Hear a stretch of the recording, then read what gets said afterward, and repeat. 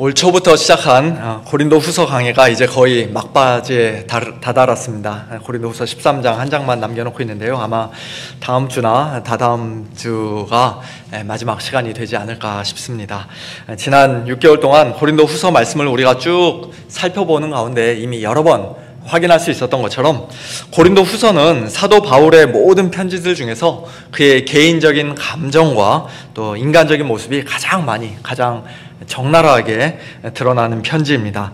예전에는 사도 바울이 굉장히 지적이고 매사에 신학적이고 마치 바늘로 찔러도 피 한 방울 안 날 것 같은 그런 냉철하고 냉정한 사람일 것 같다고, 그래서 왠지 인간미도 별로 없어 보이고 정도 잘 안 가는 그런 사람인 것처럼 그렇게 막연하게 생각했던 분이 혹시 우리 가운데 계시다면은 사도 바울에 대해 가졌던 그런 선입견이 아마 고린도 후서 말씀을 통해서 많이 바뀌지 않으셨을까, 그런 생각도 해봅니다.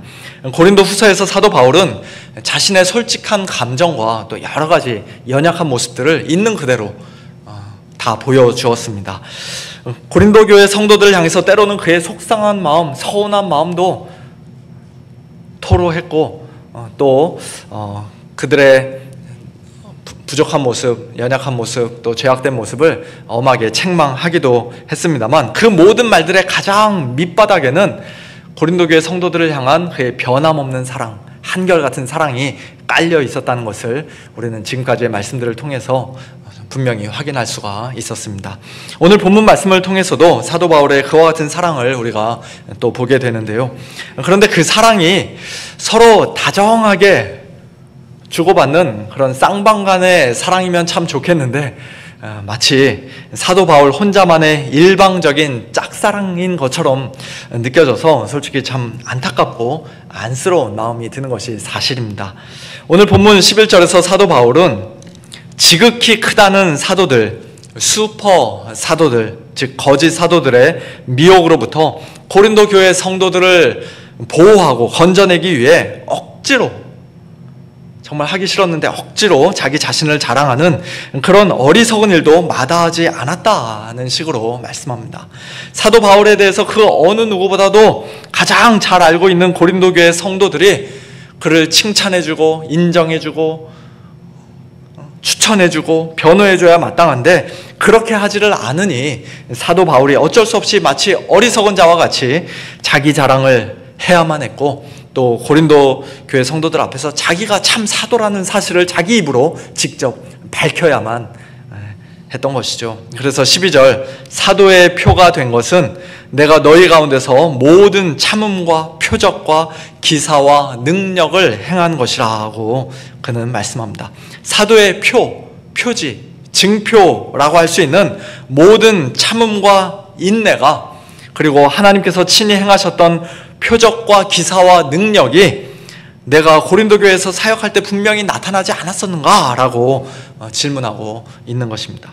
개역 개정 성경에는 내가 너희 가운데서 표적과 기사와 능력을 행했다 라고 그렇게 번역을 했습니다만, 그래서 사도 바울이 내가 그 모든 일들을 직접 했다 라고 자랑하는 것처럼 들립니다만, 그러나 원래는 몇몇 성경들이 제대로 잘 번역한 것처럼 진정한 사도의 표적들이 오래 참음과 표적과 기적과 능력과 더불어 여러분들 가운데 나타났다, 행해졌다, 그렇게 내가라는 주어 없이 수동태 동사로 되어 있는 것을 우리가 볼 수 있습니다. 사도 바울은 자기가 마음만 먹으면 얼마든지 놀라운 기적과 엄청난 능력을 행할 수 있는 슈퍼맨 같은 사람이라고 지금 자랑하고 있는 것이 아니라 그 모든 일을 하나님께서 다 하셨습니다. 내가 전파한 복음이 거짓이 아니라 진리라는 사실을, 그래서 내가 거짓 사도가 아니라 참 사도라는 사실을 하나님께서 여러 가지 표적과 기적과 능력 등을 통해 분명히 확증해 주시고 인쳐 주셨습니다. 그리고 모든 고난과 역경 속에서 끝까지 참고 견딜 수 있도록 나에게 힘 주신 분도 바로 하나님이십니다. 그런 식으로 아주 겸손하게 말씀하고 있는 것입니다.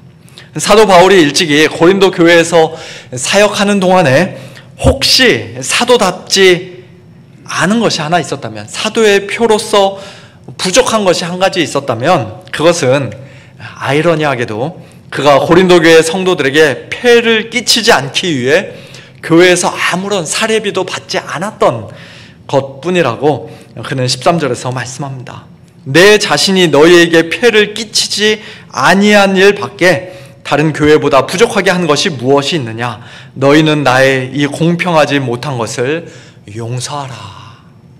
다른 교회들에서 사역할 때는 내가 사례비를 받기도 했는데 또 그 교회들을 떠난 후에 선교비 쪽으로 후원을 받기도 했는데 고린도 교회에서는 너희에게 폐를 끼치지 않기 위해 아무것도 받지 않았던 것이 혹 너희들의 자존심을 상하게 하고 기분 나쁘게 했다면 정말 미안하다, 내가 잘못했다, 나의 이 공평하지 못한 것을, 불공평함과 불의함을 용서해줘라, 그런 식으로 말씀한 것입니다. 하지만 자기가 정말로 잘못했다는 뜻이 아니라 일종의 반어법이죠. 너희를 위해서 내가 그 정도로까지 희생하고 너희를 섬겼는데 왜 내 진심을 알아주지 못하냐고 속상해하는 말입니다.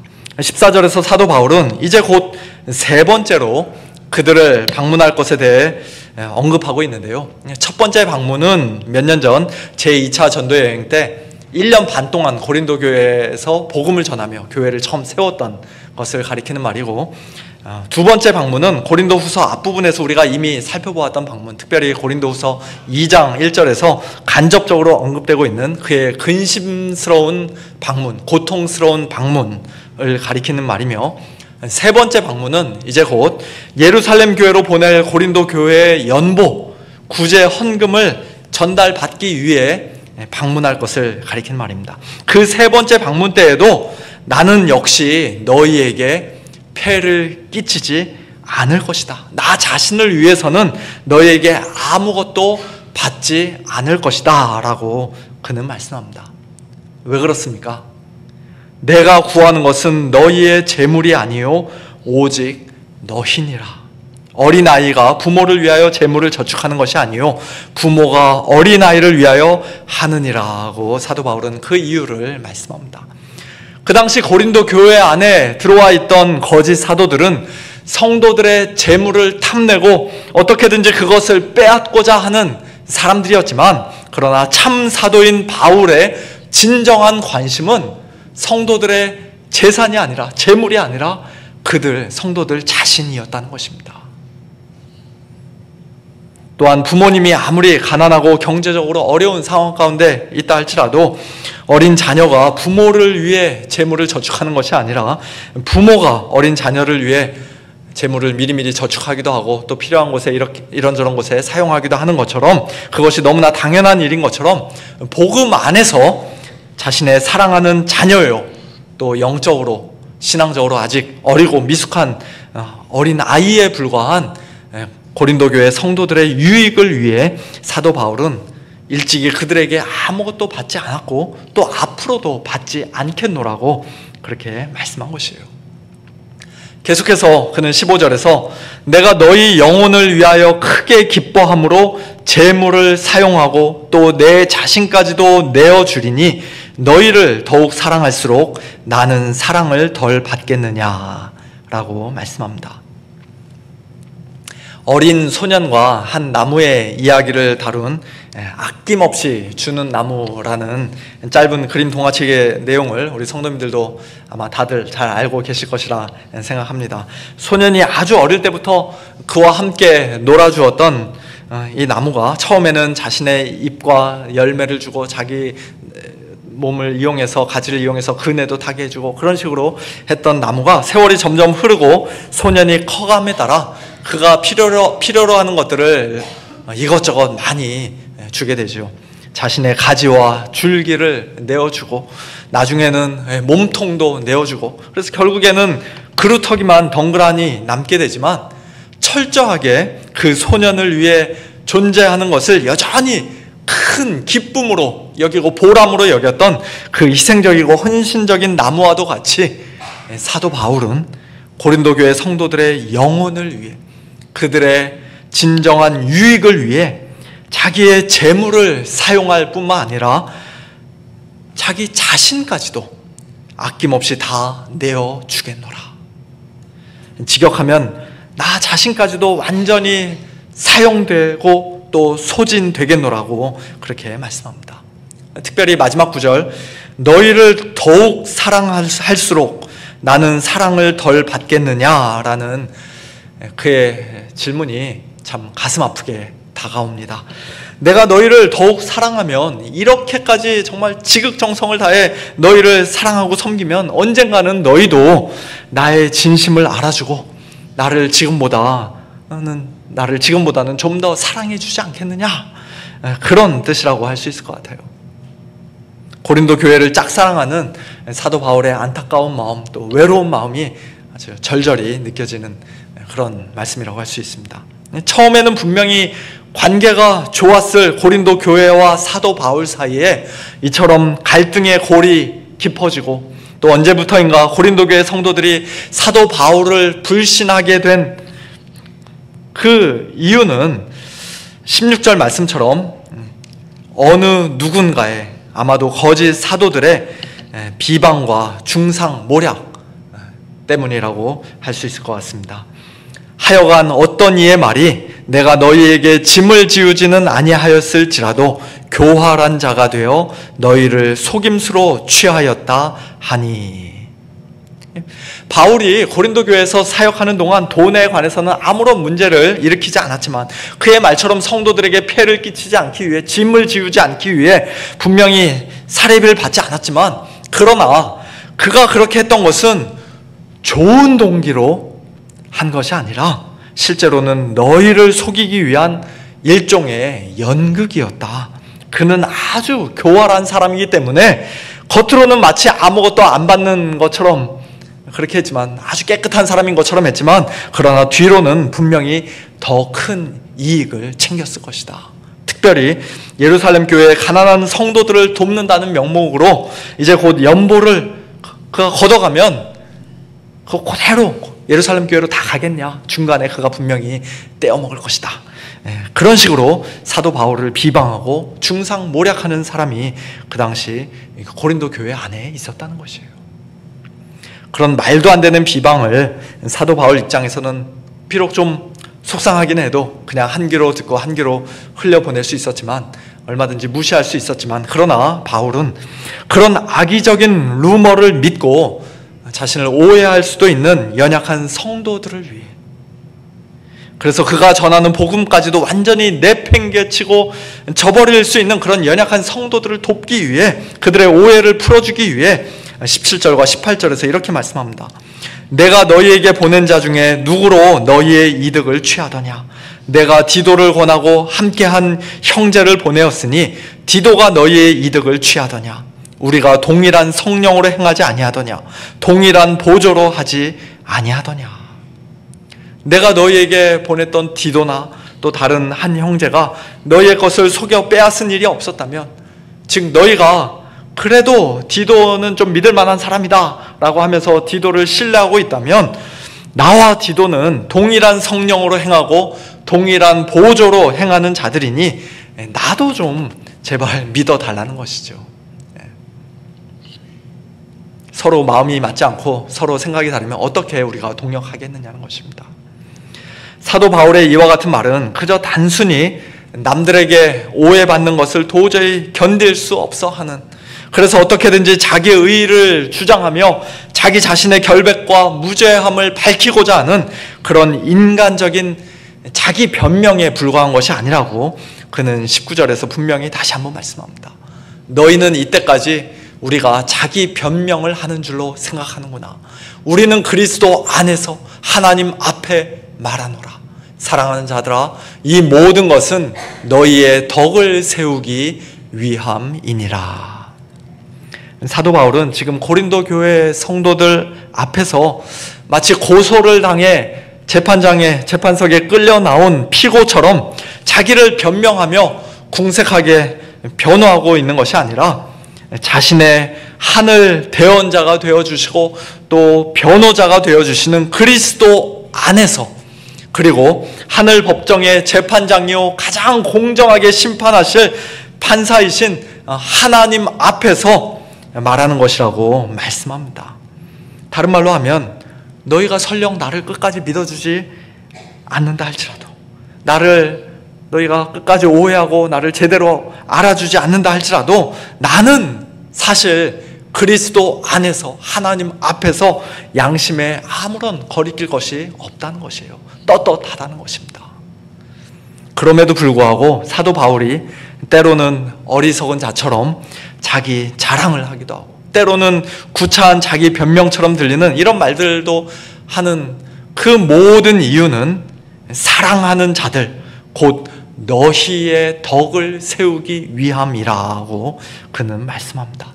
자기 자신의 덕을 세우기 위해서가 아니라, 자기 자신의 구겨진 체면이나 자존심을 다시 세우기 위해서가 아니라 성도들의 덕을 세우기 위해, 교회 전체의 덕을 세우기 위해, 또 그들의 진정한 유익을 위해, 영적인 유익을 위해 사도 바울은 지금까지 이런 말씀들을 길게 했던 것입니다.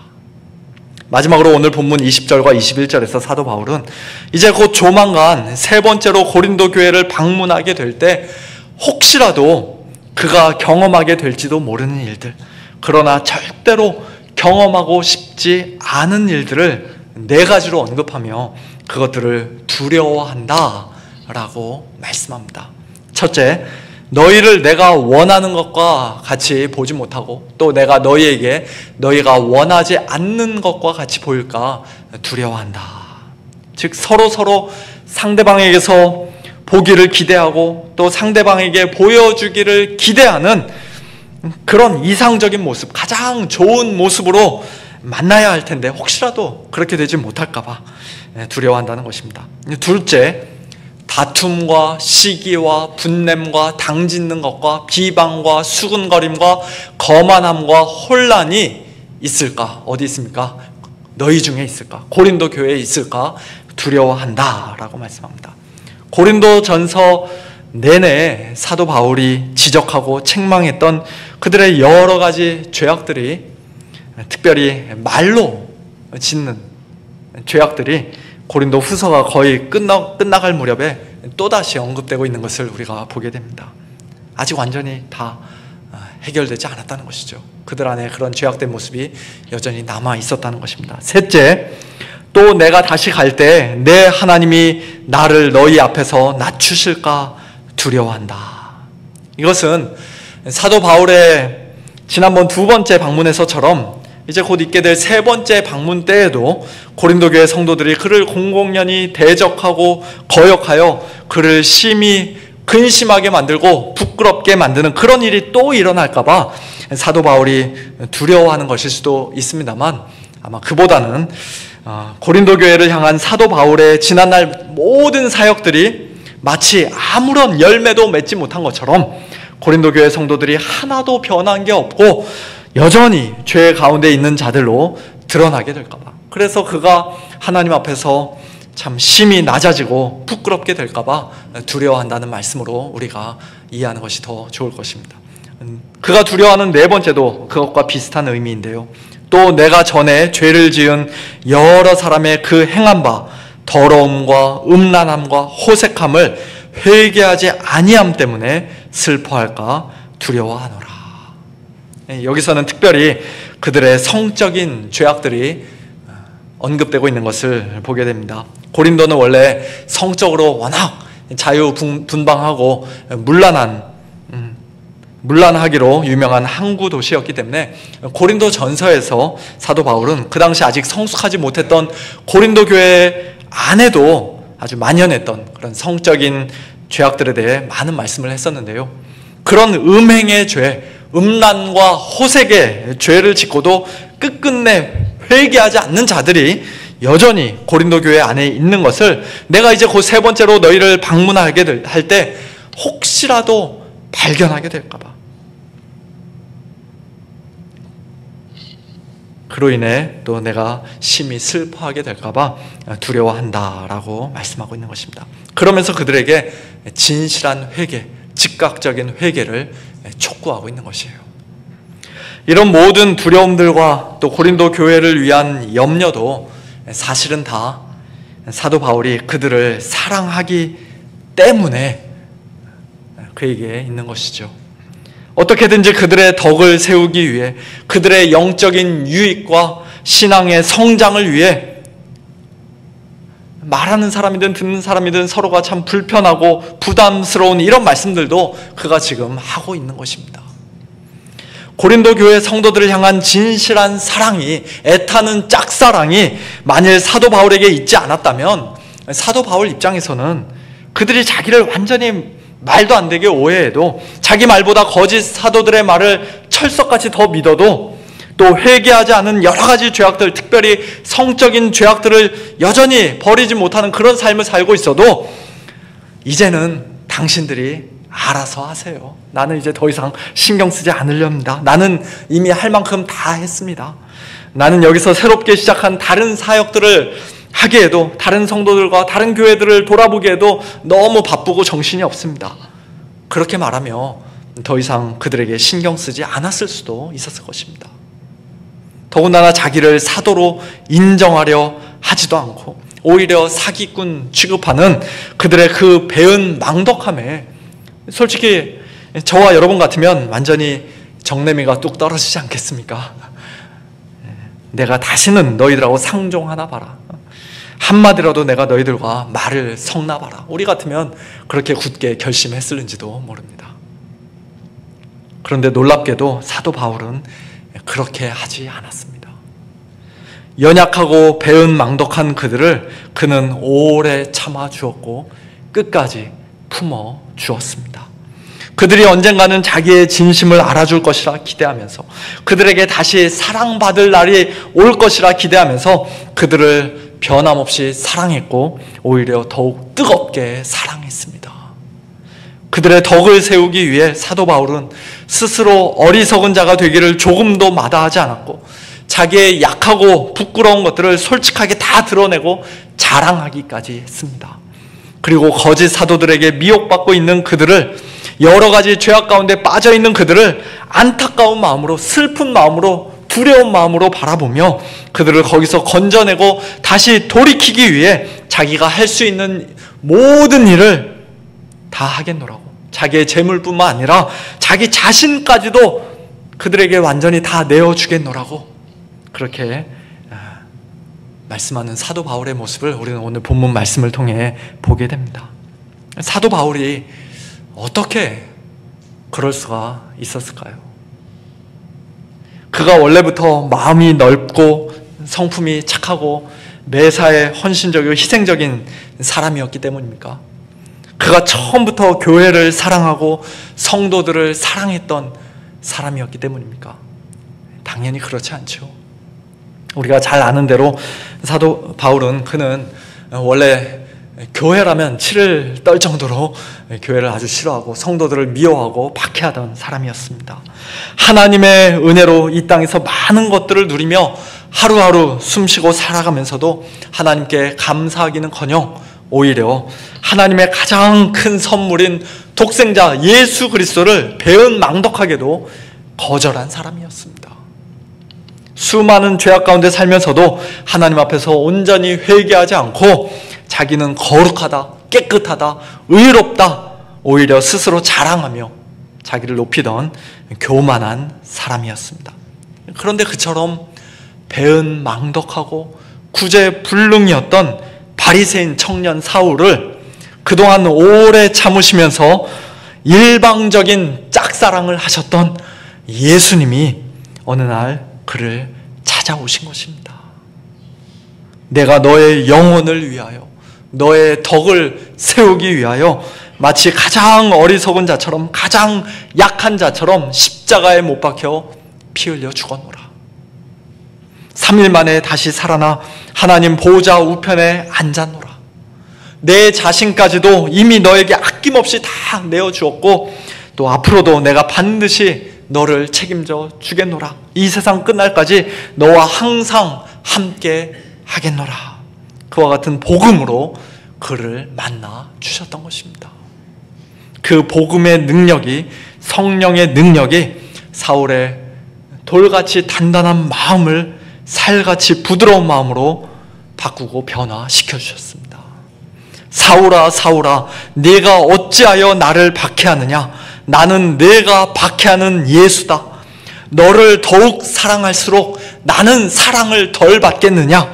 예수님의 그 포기하지 않는 짝사랑이 사울의 차갑고 냉랭했던 마음에 주님을 향한 참된 사랑, 뜨거운 사랑의 불씨를 일으켰고 활활 타오르게 했던 것입니다.